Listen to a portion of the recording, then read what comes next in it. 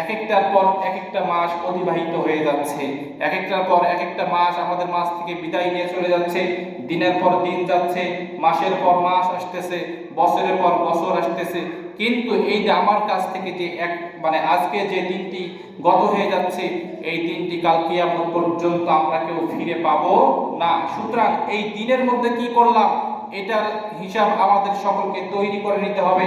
কালকে আমাদের ময়দানে প্রতিটা সেকেন্ডের হিসাব মহান আল্লাহ পাক রব্বুল আলামিন বান্দা বান্দীদের কাছ থেকে নেবেন। তুমি অমুক দিন অমুক তারিখে কি করেছো, কোথায় কি করেছো, কোথায় কোন কথা বলেছো, বিনা কারণে কথা বলেছো নাকি কি করেছো, সকল কিছুর হিসাব পাই টু পাই মহান আল্লাহ পাকের কাছে আমাদের সকলকে দিতে হবে। সুতরাং এই যে শাবান মাস চলছে, শাবান মাসের আগে যে আমরা মাসটি গত করলাম রজব মাস, এই রজব মাসের মধ্যে কি করেছি এটার জবাব আল্লাহ তাআলার কাছে দিতে হবে। শুধু রজব মাস কেন, আজকের এই শাবানে যদি 10 তারিখ হয়ে থাকে, আল্লাহ পাক রব্বুল আলামিন কাল কিয়ামতের ময়দানে যদি বলে শাবান মাসের 1 তারিখ থেকে 5 তারিখ পর্যন্ত তুমি কি করেছো, এটার জবাব আমার কাছে দাও। এই 1 তারিখ থেকে 5 তারিখের জবাব মনে হয় আমরা কেউ দিতে পারবো না। কেননা 1 তারিখ থেকে 5 তারিখ পর্যন্ত কোথায় কি করেছি, কখন সিজদা দিয়েছি, কখন নামাজ পড়েছি, কখন আমাদের নামাজের মধ্যে ভুল হয়েছে, এই সমস্ত জবাব আমাদের দেবার মতো যোগ্যতা এখন তৈরি হয়নি। তবে আমাদের সকলকে এই সমস্ত কিছুর জবাব দেওয়ার জন্য আল্লাহ পাকের কাছে আল্লাহ তাআলা কাজ করে আমাদেরকে দাঁড়াতে হবে। সুতরাং এই সমস্ত জবাব দেওয়ার জন্য আমাদের এই সমস্ত জবাব তৈরি, এই সমস্ত জবাব দুনিয়ার জমিনে বেঁচে থাকতেই আমাদেরকে প্রস্তুত করে নিতে হবে। রজব মাস বিদায় নিয়ে চলে গেছে, সাহাবায়ে কেরামদের আদর্শ ছিল প্রতিটি মাস যখন বিদায় নিতেন সাহাবায়ে কেরামরা কান্না করতেন, কান্নার সহিত প্রতিটি মাসকে বিদায় জানাতেন। এবং এখন যে মাসটি পেয়েছে এই মাসটির নাম কি বলেন? শাবান মাস। এই শাবান মাস দেখতে দেখতে আমাদের মাস থেকে বিদায় নিয়ে চলে যাচ্ছে। এই শাবানের মধ্যে কি করলাম, শাবানের মধ্যে কতটুকু আমল করতে পারলাম, এই আমলের দিকে আমাদের কোনো চিন্তা ফিকির নাই। আমাদের চিন্তা ফিকির শুধু দুনিয়ার দিকে কিভাবে এই পথে চললে 10 টাকা পাওয়া যাবে, কিভাবে ওই পথে চললে 10 টাকা পাওয়া যাবে, কিভাবে এটা করা যাবে, কিভাবে ওইটা করা যাবে, শুধু এই চিন্তা ফিকির।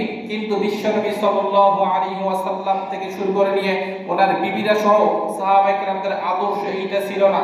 সাহাবায়ে কেরামদের আদর্শ ছিল নবী সাল্লাল্লাহু আলাইহি ওয়াসাল্লাম যেটা করেছেন এবং ওনার প্রতিটি কদমের অনুসারী ছিলেন সাহাবীরা।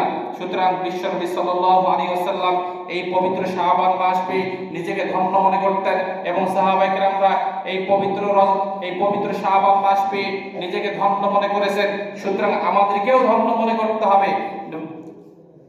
বিশ্বনবী সাল্লাল্লাহু আলাইহি ওয়াসাল্লামের বিশ্বনবী সাল্লাল্লাহু আলাইহি ওয়াসাল্লামের স্ত্রী হযরত আয়েশা সিদ্দিকা রাদিয়াল্লাহু তাআলা বলেন, এই শাবান মাসের মধ্যে গভীর রজনীতে আমি ঘুম থেকে উঠে দেখি আমার পাশে হুজুর নাই। হুজুর সাল্লাল্লাহু আলাইহি ওয়াসাল্লাম কোথায় গিয়েছেন? খুঁজতে খুঁজতে নবীজি সাল্লাল্লাহু আলাইহি ওয়াসাল্লামকে তিনি এক জায়গায় খুঁজে পেয়েছেন ইবাদতকারী, ইবাদত করা অবস্থায়। অর্থাৎ বিশ্বনবী সাল্লাল্লাহু আলাইহি ওয়াসাল্লামকে বললেন, হুজুর আপনি এত ইবাদত করছেন কেন? আপনাকে তো অন্যান্য মাসে এত পরিমাণে ইবাদত বন্দেগী করতে দেখা যায় নাই। বিশ্বনবী সাল্লাল্লাহু আলাইহি ওয়াসাল্লাম বলেন, আয়েশা আমি এই মাসে এই কারণে ইবাদত করি, এই মাসে বান্দাদের আমলনামা মহান আল্লাহ পাকের কাছে পেশ করা হয়। সুতরাং আমি এটাও চাই আমার আমলনামা যেন আমি আল্লাহ তাআলার কাছে আল্লাহ তাআলা ইবাদত বন্দেগী করতেছি, আমি ইবাদত বন্দেগী করা অবস্থায় যেন আমার আমলনামা আল্লাহ তাআলার কাছে পেশ করা হয়। বলি সুবহানাল্লাহ। সুতরাং হযরত আয়েশা সিদ্দিকা রাদিয়াল্লাহু তাআলা আরো কোন বর্ণনা এসেছেন তিনি রাতে ঘুমিয়ে আছেন, ঘুম থেকে উঠে দেখে বিশ্বনবী সাল্লাল্লাহু আলাইহি ওয়াসাল্লাম তার পাশে শুয়ে নাই। কোন বর্ণনায় এসেছেন তিনি জান্নাতুল বাকির মধ্যে গিয়ে তিনি সেখানে ইবাদত বন্দেগী করতেছেন। সুতরাং এটা যদি এত ইবাদতের মাস হয় তাহলে আমরা কোন ইবাদতের মধ্যে মগ্ন হই না। বিশ্বনবী সাল্লাল্লাহু আলাইহি ওয়াসাল্লাম বলেন, এই শাবান মাসে বান্দাদের আমলনামা 3 সময় আল্লাহ তাআলার কাছে পেশ করা হয়। যারা বলেন কয় সময়? 3 সময়। এই কারণেই বিশ্বনবী সাল্লাল্লাহু আলাইহি ওয়াসাল্লাম এই মাসকে এত গুরুত্ব দিয়েছেন, এই মাসে এত বেশি আমল করেছেন, নফল ইবাদত বন্দেগী করেছেন। সুতরাং এই নফল ইবাদত করার পাশাপাশি এই মাসকে গুরুত্ব দেওয়ার পাশাপাশি এটাও বোঝা যায় বিশ্বনবী সাল্লাল্লাহু আলাইহি ওয়াসাল্লাম রমাদানের পূর্ব প্রস্তুতি এই শাবান থেকে গ্রহণ করতেন। কথা বলেন ঠিক কি না? রমাদানের পূর্ব প্রস্তুতি আমাদের সকলকে শাবান থেকেই গ্রহণ করতে হবে। এখন আমরা রমাদানের পূর্ব প্রস্তুতি কিভাবে গ্রহণ করব? দেখুন পবিত্র এই শাবান মাস চলছে, এরপর মানুষজনের কোনো খবর নাই। আজকে যে পবিত্র জুম্মাবার এটাও আমাদের অনেকের স্মরণ আছে কিনা এটাও আমাদের সন্দেহ হয়। আজকে যে পবিত্র জুম্মাবার, এটা কি আমাদের স্মরণ আছে? অনেকের স্মরণ নাই, আবার অনেক স্মরণ আছে। সুতরাং বিশ্বনবী সাল্লাল্লাহু আলাইহি ওয়াসাল্লাম বলেন, এই পবিত্র শাবান মাসে বান্দাদের আমলনামা 3 সময় আল্লাহ তাআলার কাছে পেশ করা হয়। এজন্য আমি মানে বিশ্বনবী হয়েও আমি এটা চাই যে আমার আমলনামা যেন ইবাদত করতেছি এমন সময় যেন আল্লাহ তাআলার কাছে পেশ করা হয়। ফেরেশতারা 3 সময় বান্দাদের আমলনামা পেশ করেন। এক নাম্বার হলো রাতের প্রথম ভাগ। রাতের প্রথম ভাগে মহান আল্লাহ পাক রব্বুল আলামিনের ফেরেশতারা আমাদের আমলনামা আল্লাহ তাআলার কাছে পেশ করেন, বলি সুবহানাল্লাহ। এখন রাতের প্রথম ভাগ কোনটা? যেমন সন্ধ্যার সময় যে চাঁদ ওঠে, এই সন্ধ্যার সময় এটা হলো রাতের প্রথম ভাগ, অর্থাৎ মাগরিবের নামাজের পর আমাদের আমলনামা ফেরেশতারা আল্লাহ তাআলার কাছে পেশ করে থাকেন। এখন আপনারা চিন্তা করুন, আপনি যদি ইবাদতের মধ্যে না থাকেন, আপনার আমলনামা কি আল্লাহ তাআলার কাছে ফেরেশতারা পেশ করবে? পেশ করবে না। আপনার আমলনামা তখন পেশ করা হবে যখন আপনি আল্লাহ তাআলার আপনি শুকরগুজারি বান্দা হবেন, আল্লাহ তাআলা আপনি ইবাদত বন্দেগী করবেন, তখন আপনার আমলনামা আল্লাহ তাআলার কাছে পেশ করা হবে। দুই নম্বরে দিনের মাঝখানে, অর্থাৎ এই দুপুর, অর্থাৎ এই জুমার নামাজের পর বা অন্যদিন জোহরের নামাজের পর আমাদের আমলনামা ফেরেশতারা আল্লাহ তাআলার কাছে পেশ করে। এজন্য আমরা আমাদের সকলের উচিত এই 3টি সময় আমরা প্রত্যেকে আমল করব। এই 3টি শুধু 3টি সময় নয়, প্রতিটা ক্ষেত্রে প্রতিটা সময়ে এই শাবান মাস মানে ইবাদতের মাস, শাবান মাস মানে রমাদানের পূর্ব প্রস্তুতির মাস। সুতরাং এই 3 সময় যেহেতু আমাদের আমলনামা আল্লাহ তাআলার কাছে পেশ করা হয়। এক নম্বরে হলো রাতের প্রথম ভাগ, অর্থাৎ আমরা মাগরিবের নামাজ প্রতিদিন জামাতের সহিত পড়ব, কিন্তু আমরা অনেকে মাগরিবের নামাজ না পড়ে আমরা মাঠে ময়দানে বাজারে আমরা চার দোকানে বসে থাকি। তাহলে আপনি যদি চায়ের দোকানে বসে থাকেন, তাহলে আপনার আমলনামা কখনো আল্লাহ তাআলার কাছে সঠিক আমলনামাটা কখনো পেশ করা হবে না। আপনার যে আমলনামার মধ্যে যে বদ আমল হচ্ছে, এই বদ আমল ফেরেশতারা আল্লাহ তাআলার কাছে পেশ করবেন। তাহলে 2 নম্বর হচ্ছে দিনের মাঝখানে, অর্থাৎ জোহরের নামাজের পর বান্দাদের আমলনামা আল্লাহ তাআলার কাছে পেশ করা হয়। অবশ্যই বিশ্বনবী সাল্লাল্লাহু আলাইহি ওয়াসাল্লাম জোহরের নামাজের পরে তিনি আমলের মধ্যে মগ্ন ছিলেন। এই কারণে বিশ্বনবী বলেন যে আমার আমলনামা যেন ইবাদত করতেছি এমন সময় যেন আল্লাহ তাআলার কাছে পেশ করা হয়। 3 নম্বর বলা হয়েছে আল্লাহ তাআলার কাছে বান্দাদের আমলনামা পেশ করা হয় রাতের শেষ ভাগের সময়, অর্থাৎ তাহাজ্জুদ নামাজের সময়। এই মাস হলো ইবাদতের মাস। সুতরাং এই তাহাজ্জুদের মাধ্যমে আমরা আমাদের আমলনামাকে যেন আল্লাহ তাআলা যে ফেরেশতারা আছে, এই ফেরেশতারা মহোদয় যেন আল্লাহ তাআলার কাছে আমাদের আমলনামা যেন পেশ করে। সুতরাং এই তাহাজ্জুদ নামাজের সময় আমাদের আমলনামা যদি পেশ করা হয়, এখন যদি বলা হয় যে আমরা কয়জন ব্যক্তি তাহাজ্জুদ পড়ি, অনেকে মনে করে যে তাহাজ্জুদ পড়ে কি হবে। হ্যাঁ, বিশ্বনবী সাল্লাল্লাহু আলাইহি ওয়াসাল্লাম তাহাজ্জুদ পড়েছেন। তিনি তাহাজ্জুদ অর্থাৎ নফল ইবাদতের মাধ্যমে রমাদানের পূর্ব প্রস্তুতি গ্রহণ করেছেন। এখন অনেকের প্রশ্ন হবে, হুজুর আমি তো ফরজ পড়ি না, এই ক্ষেত্রে কি নফল পড়তে পারবো? হ্যাঁ, আপনি ফরজ পড়েন, তবে নফলের আগে আপনাকে ফরজের প্রতি যত্নশীল হতে হবে।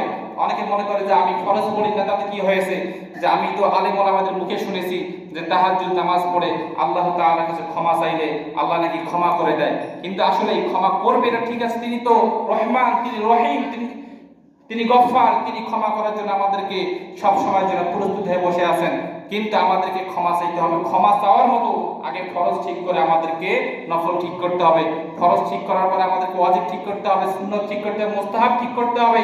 কিন্তু আমার মূল ইবাদতের যেটা মূল মগজ, এই ইবাদতের মূল মগজটা আমার ঠিক নাই।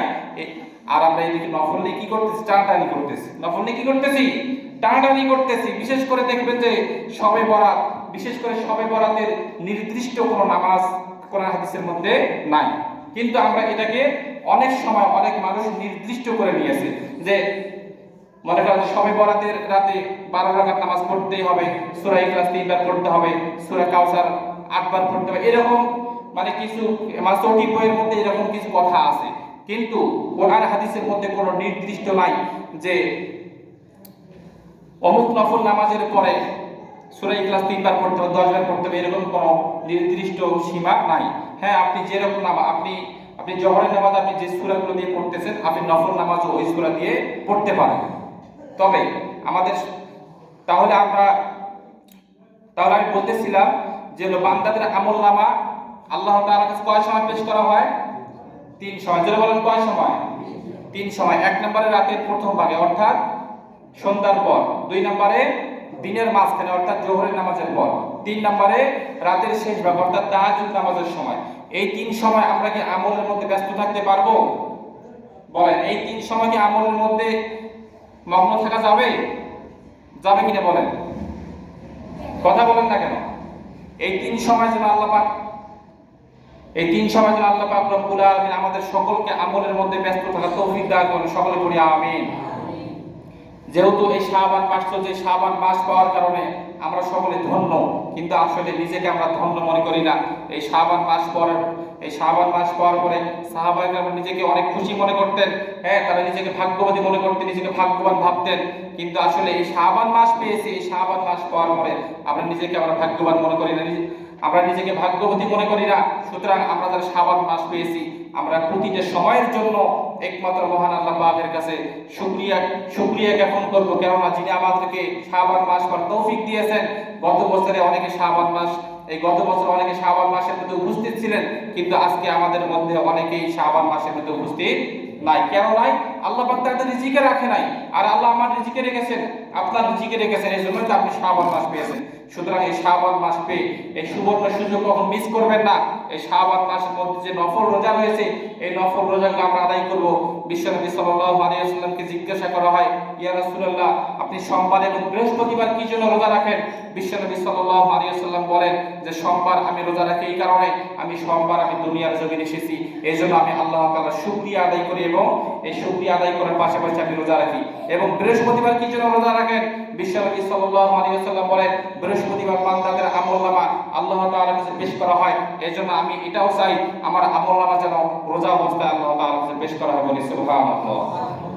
আমাদের সকলকে আল্লাহ পাক রব্বুল আলামিন এই রমাদানের পূর্বে, এই শাবান মাস থেকে রমাদানের পূর্ব প্রস্তুতি গ্রহণ করার তৌফিক দান করুন, সকলে পড়ি আমিন। আজকে যতটুকু আলোচনা হয়েছে আমরা এই আলোচনা অনুযায়ী প্রত্যেকে নিজের বাস্তব জীবনে আমল করার জন্য চেষ্টা করব।